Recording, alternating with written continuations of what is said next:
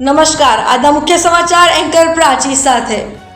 અંકલેશ્વરના જીઆઈડીસી વિસ્તારમાં આવેલા જાણીતા DA. Anandpura cultural and sports centre ખાતે લાયન્સ ક્લબ ઇન્ટરનેશનલની પાનોલી શાખાના નવા વર્ષના પદગ્રહણ સમારોહ એટલે ઇન્સ્ટોલેશન સેરેમનીનું ભવ્ય આયોજન કરવામાં આવ્યું હતું. આ ગરિમાપૂર્ણ કાર્યક્રમમાં ક્લબના નવા વર્ષના પ્રમુખ તરીકે શ્રી ઉમિયા કોર્પોરેશનના અગ્રણી ઉદ્યોગપતિ શ્રી ધીરેન બારિયાની સત્તાવાર નિમણૂક કરવામાં આવી હતી અને તેમણે હર્ષોલ્લાસ સાથે પોતાનો કાર્યભાર સંભાળ્યો હતો.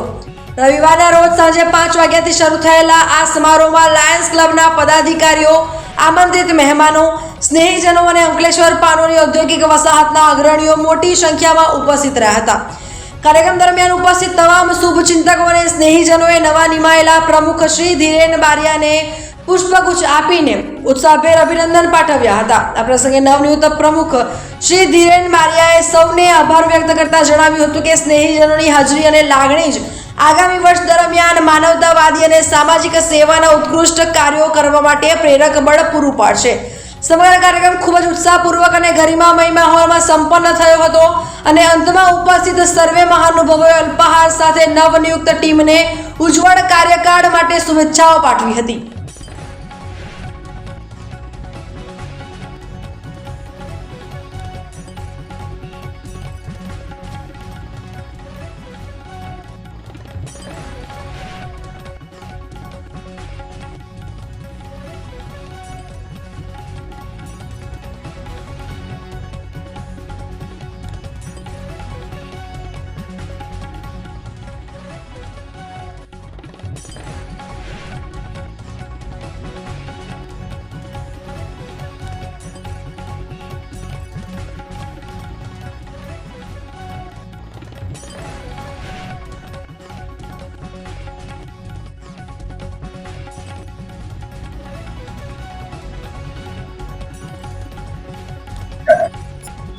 આજે lions club of Panoli industrial એરિયાના શપથવિધિ સમારોહમાં હું વર્ષ 2025 વર્ષ 26-27ના પ્રેસિડેન્ટ તરીકે શપથ લીધી છે અને આવનાર વર્ષમાં અમે લાયન્સનો જે સૂત્ર છે વી સર્વ એના મુજબ અમે ડાયાબિટીસ મેડિકલ સેન્ટર,